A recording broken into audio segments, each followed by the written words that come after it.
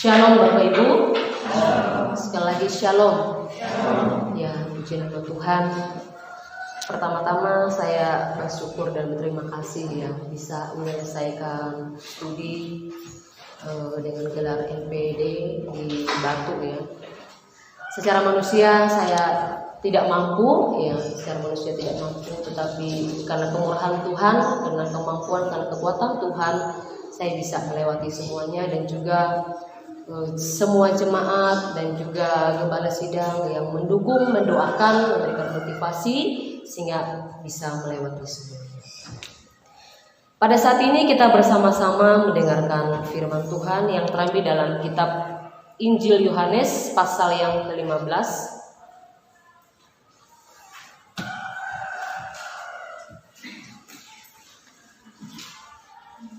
Injil Yohanes pasal yang ke-15, kita membaca ayat yang pertama sampai ayat yang ke-8 dengan judul Pokok Anggur yang Benar. Sekali lagi Injil Yohanes pasal 15, kita membaca ayat yang pertama sampai ke-8. Saya membaca ayat yang pertama dan Bapak Ibu ayat yang kedua, saling berbalas-balasan sampai ayat yang ke-8. Beginilah firman Tuhan. Akulah pokok anggur yang benar dan Bapakkulah pengusahanya.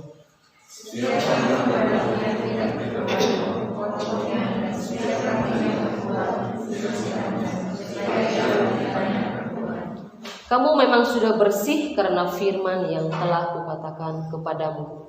Tinggallah di dalam aku dan aku di dalam kamu, sama seperti kami di dalam perbuatan yang suci. Kalau ia tidak datang kepada kamu, dia juga kamu akan tahu. Akulah pokok anggur dan kamulah ranting-rantingnya. Barang siapa tinggal di dalam aku dan aku di dalam dia, ia berbuah banyak. Sebab di luar aku kamu tidak dapat berbuat apa-apa. Barang siapa tidak tinggal dalam aku, dia akan membuat seperti ranting yang berdiri. Kemudian jikalau kamu tinggal di dalam aku dan firmanku tinggal di dalam kamu, mintalah apa saja yang kamu hendaki dan kamu akan menerimanya. Dalam hal inilah kamu dimuliakan dari segala kamu berbuatnya dengan memuliakan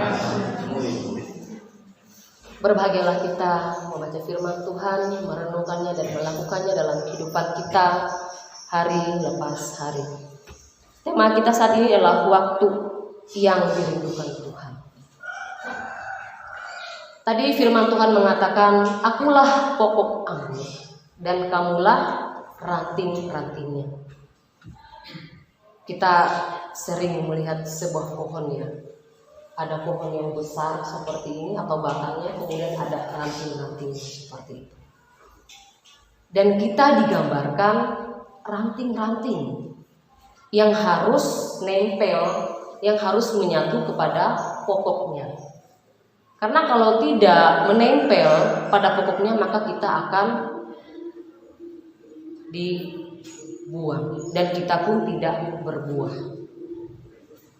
Dan kita pun sangat membutuhkan yang namanya sari-sari makanan itu. Makanya dia harus menempel pada pokok anggur.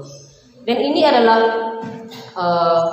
pengajaran yang diberikan Yesus kepada murid-muridnya waktu itu. Dia memberikan suatu gambaran bahwa dia adalah pokok anggur dan kita adalah ranting-rantingnya. Kita sangat bergantung pada pokok itu.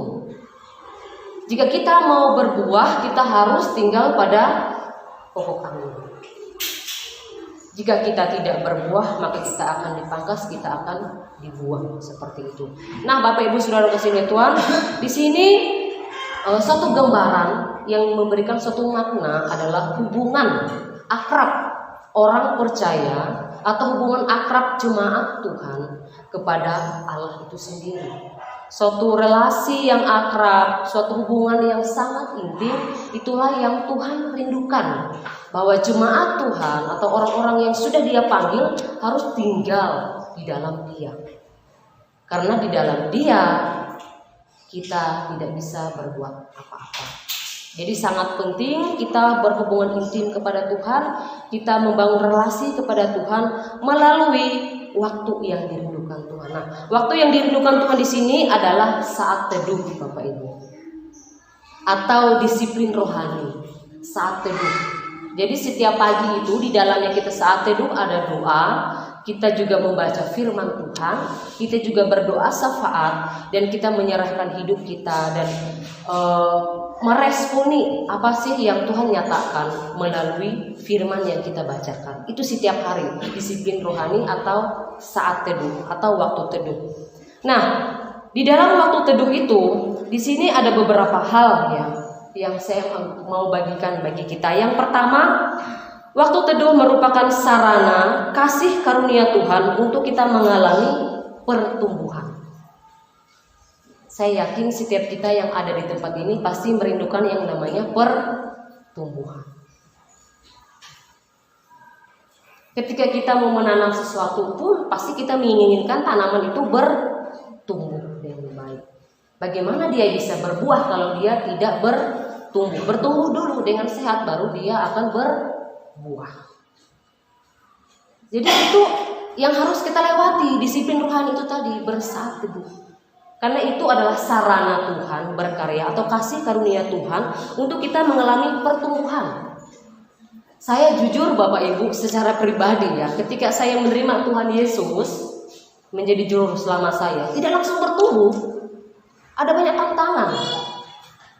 Keluarga saya pun juga dihasut untuk pindah ke agama seberang seperti itu. Karena latar belakang kami adalah agama Hindu. Dan ketika sudah menjadi Kristen pun mengalami suatu sakit penyakit. Sudah berdoa tapi nggak sembuh. Akhirnya pergi ke dukun. Ya biasa namanya juga di kampung gitu ya. Kok nggak sembuh-sembuh? Sudah berdoa, sudah baca firman, kok nggak sembuh-sembuh? Bagaimana ini? Katanya kalau percaya saja, andalkan Tuhan pasti sembuh. Tapi kok masih sakit? Pergi, jatuh bangun Bapak Ibu. Jatuh bangun. Terkadang ada keluarga, salah satu keluarga, ya biasalah gara-gara warisan seperti itu, dihianati, sakit hati, tidak mau mengakui. Tetapi lama-kelamaan berlahan-lahan, karena sering beribadah, dengarkan firman Tuhan, akhirnya suka mengakui. Jadi jatuh bangun mengikuti proses yang begitu lama, sampai 5 tahun, sampai berpuluh-puluh tahun baru pertumbuhan itu benar-benar terjadi. Ayah saya dan ibu saya jujur Bapak Ibu merokok dulu, berjudi juga. Tapi dengan proses yang ada sampai sekarang mereka sudah tidak lagi. Sudah mengalami suatu pertumbuhan, sudah mengalami suatu pertobatan. Ya dengan proses yang begitu lama itu, terkadang manusia itu ya mengikuti Tuhan ada pesimisnya, ada optimisnya. Pesimis itu kan mau mundur ya Bapak Ibu ya, mau mundur, putus asa, itu pesimis. Tapi terkadang ketika diingatkan kembali, optimis kembali. Itulah artinya Bapak Ibu sangat penting kita meluangkan waktu untuk bersaat teduh. Waktu teduh bersama dengan Tuhan. Itu yang pertama. Kemudian yang kedua, waktu teduh merupakan sarana kasih karunia Tuhan untuk kita mengalami pemulihan. Ya, untuk kita mengalami pemulihan. Saya akan membaca ayat yang ayat yang kelima. Akulah pokok anggur dan kamulah ranting-rantingnya. Barang siapa tinggal di dalam aku dan aku di dalam dia, ia berbuah banyak. Sebab di luar aku kamu tidak dapat berbuat apa-apa. Di luar Tuhan kita tidak dapat berbuat apa-apa. Jadi harus tinggal di dalam dia. Waktu teduh merupakan kasih karunia Tuhan untuk kita mengalami pemulihan. Kita ingat ya tokoh dalam kitab Perjanjian Lama yang bernama Ayub. Itu tantangannya sangat luar biasa Bapak Ibu. Dia yang kaya raya, punya tanah banyak, punya ternak banyak, harta berkelimpahan. Dan juga hidupnya juga sudah saleh Bapak Ibu. Tapi tiba-tiba semuanya hilang. Hartanya habis, anak-anaknya semuanya meninggal. dan dia pun juga mengalami sakit yang disebut dengan penyakit kusta, yang harus disingkirkan, harus disisihkan. Kalau kita sekarang corona ya, harus jaga jarak, kalau keluar harus sangat berhati-hati. Ini kusta, Bapak Ibu, harus diasingkan. Begitu berat yang dia alami. Tetapi ketika dia bertekun, saya tahu ya, dan saya yakin dia ini pasti memiliki hubungan intim yang luar biasa, karena dia disebut adalah orang yang saleh. Tidak mungkin dia disebut saleh kalau dia tidak memiliki relasi yang dekat kepada Tuhan. Ketika dia bertekun hidup dalam kesalehannya di dalam Tuhan, keadaan Ayub itu dipulihkan. Dan istrinya pun ya melihat apa yang terjadi di dalam keluarga mereka itu ya sedikit mengeluh. Dia mengatakan, masihkah engkau mengikuti Tuhanmu? Tinggalkan saja Tuhanmu, sudah habis harta kita, sudah habis anak kita. Karena kita sudah habis, ngapain lagi ikut Tuhan, ya kan? Biasa kalau perempuan sama laki-laki kan beda ya. Perempuan lebih pada perasaan, laki-laki logika.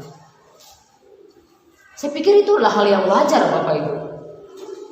Kadang ya seorang ibu sebagai istri, bapak sebagai suami, kadang ya dengan tantangan yang begitu berat dalam keluarga, kadang ya selisih seperti itu, beda pendapat. Tetapi Ayub sebagai kepala keluarga memiliki iman yang kuat, relasi yang kuat di dalam Tuhan, hidup juga dalam kesalehan. Keadaan Ayub dipulihkan. Hartanya kembali datang, anaknya juga Tuhan karuniakan lagi, ternaknya juga dikasih lagi.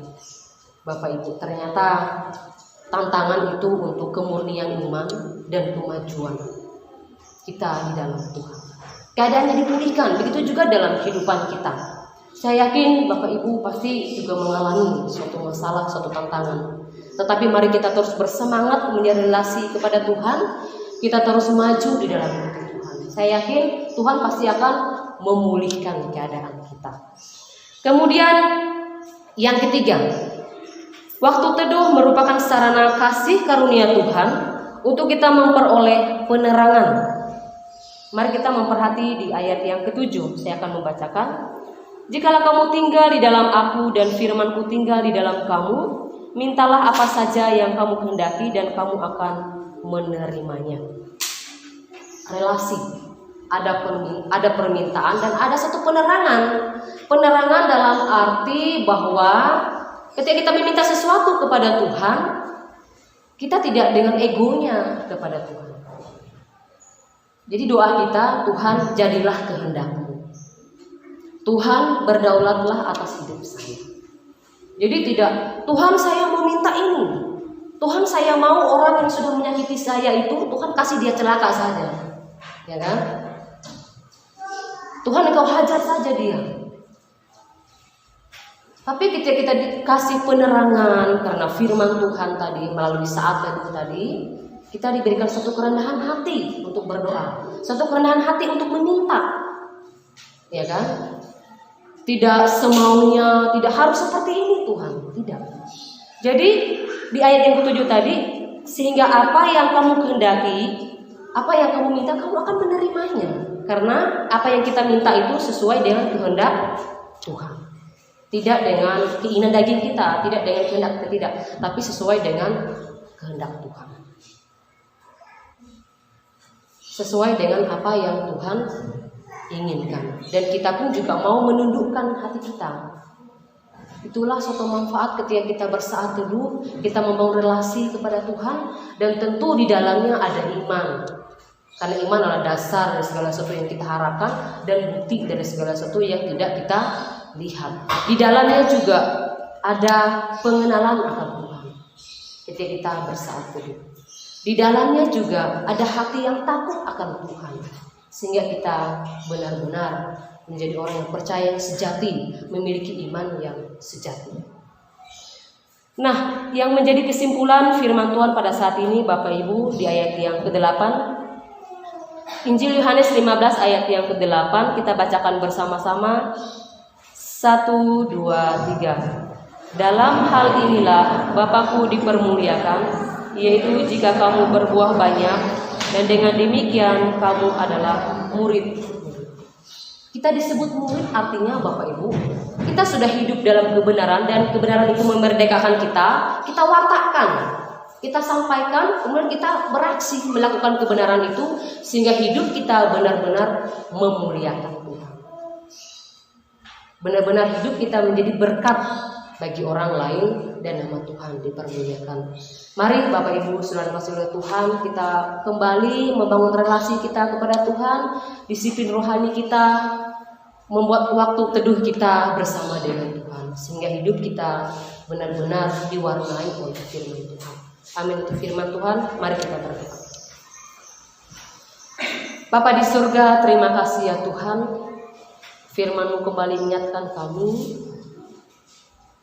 kembali menyadarkan kami bahwa Engkau merindukan waktu teduh bersama dengan Tuhan, sehingga kehendak Tuhan, kuasa Tuhan Engkau nyatakan bagi kami, dan kami boleh mengerti apa yang Engkau kehendaki dalam kehidupan kami.